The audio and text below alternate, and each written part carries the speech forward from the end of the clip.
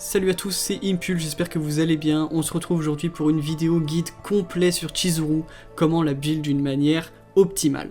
Donc Chizuru, c'est un DPS de type Void et de classe psionique. Sa mécanique principale, ça va être de stack des nouveaux bonus qui vont lui permettre du coup de créer des cartes de plus en plus puissantes. Et donc comment faire pour jouer Chizuru? Je vais essayer de vous expliquer ça de la manière la plus simple et la plus rapide possible. En gros, sa mécanique principale, sa carte principale, la carte que vous allez devoir jouer en première tout le temps, ça va être la Karmic Flames. En fait, cette carte, elle va déposer un malus sur un ennemi. Ce malus, à chaque fois du coup que vos alliés et vous-même, vous allez attaquer cet ennemi, en fait, Chizuru va gagner un stack de Will-O-Wisp par hit sur l'ennemi. Et au bout de 5 stacks, elle va créer une carte Shadow of the Moon, qui va être votre deuxième carte la plus importante, ça va être votre carte ultime. En fait, donc voilà, elle va créer une carte Shadow of the Moon tous les 5 stacks de Will-O-Wisp. Donc une fois que vous avez créé une deuxième carte Shadow of the Moon, vous n'allez pas avoir deux cartes Shadow of the Moon dans la main. En fait, ces deux cartes vont fusionner pour en former qu'une seule et former du coup un Bind 2.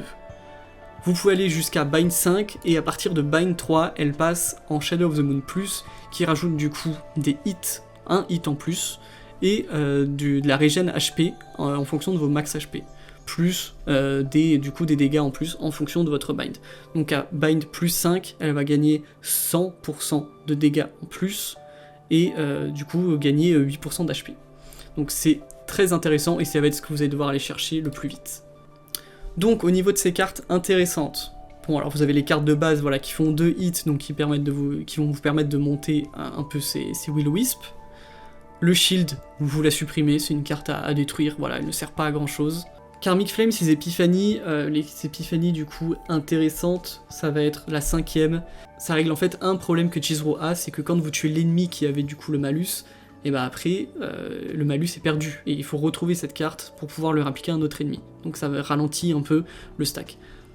Ici, ça va vous permettre du coup quand vous allez tuer l'ennemi, de recréer cette carte dans votre main. Donc très intéressant. Tsukuyomi qui va être très intéressant donc en carte de base qui va vous permettre de gagner 2 Will-O-Wisp pour la prochaine carte d'attaque que vous allez utiliser.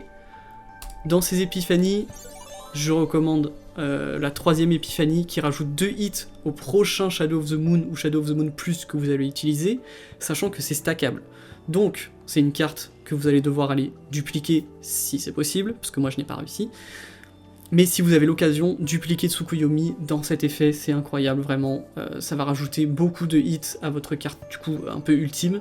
Et c'est ça qui va faire, du coup, la différence. J'ai vu des showcases avec cette carte dupliquée qui faisait vraiment des dégâts monstrueux. Si vous n'arrivez pas à choper cette carte, moi, je me suis rabattu, du coup, sur la dernière, sur l'upgrade. Quand Chizuru va utiliser une carte d'attaque, ça va créer 2 Will-O-Wisp supplémentaires. C'est toujours bien, ça permet de stacker un peu plus vite. Voilà, ça rajoute pas des hits, mais ça permet de stacker un peu plus vite.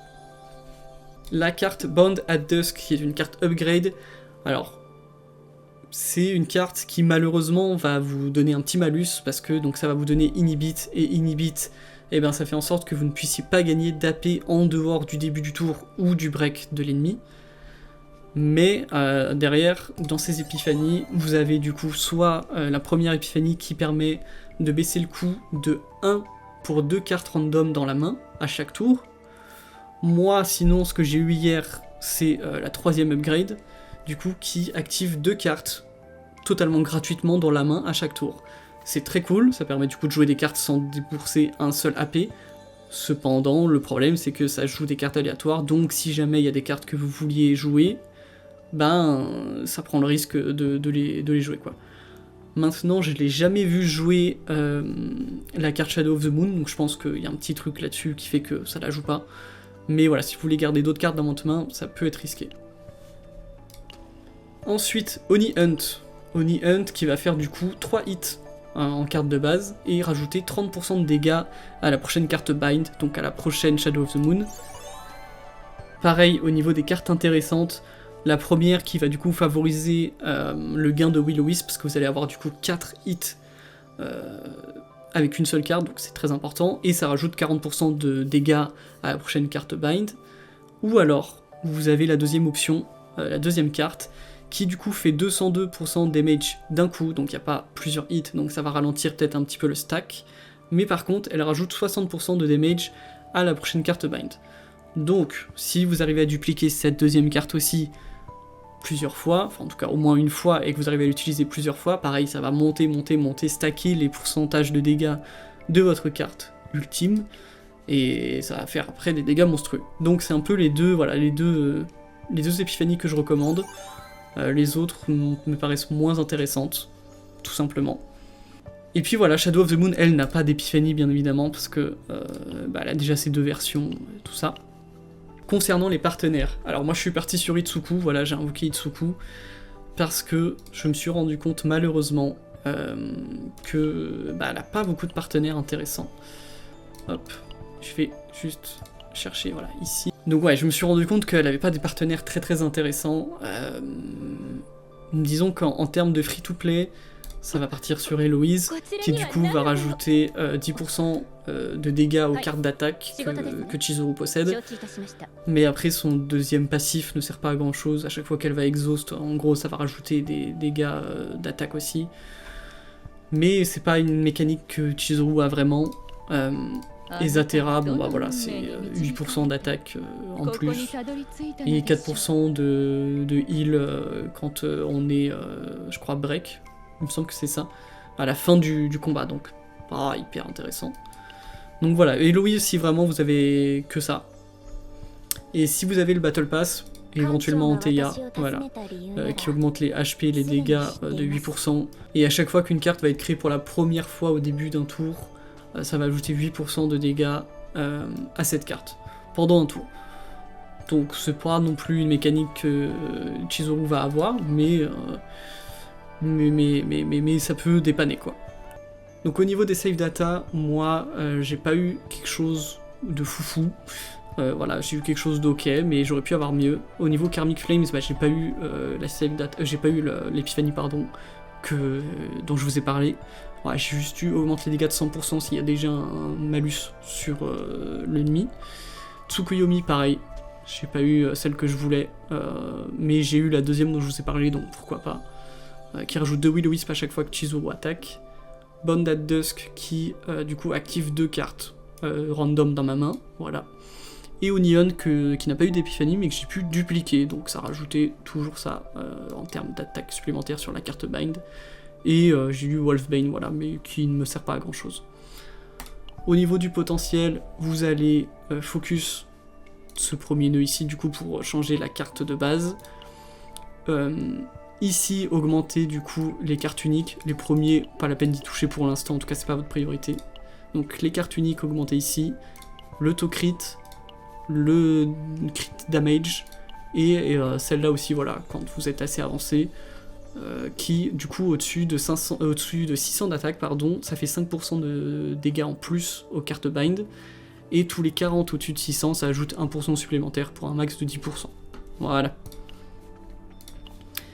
Les Memory Fragments, je suis parti en 4-7, du coup le nouveau 4-7 qui rajoute 10% de dégâts aux cartes Void pendant un tour pour à chaque fois qu'on touche 2 fois avec une carte d'attaque, et le 7 Critical Damage plus 25.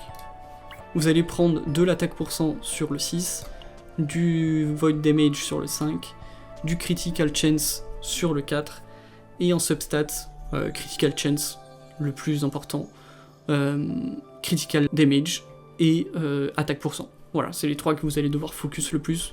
Moi j'ai pas eu des trucs fous, voilà, c'était un début de farm, mais ça va être votre objectif. L'objectif concrètement c'est d'avoir au moins 50% de crit chance, et crit damage le maximum, et l'attaque le maximum, voilà. Ces doublons, premier doublon, sympa, ça rajoute 20% de dégâts à Shadow of the Moon plus, et 3% de heal. Mais le plus important c'est la C2, concrètement si vous allez chercher la C1, allez chercher la C2.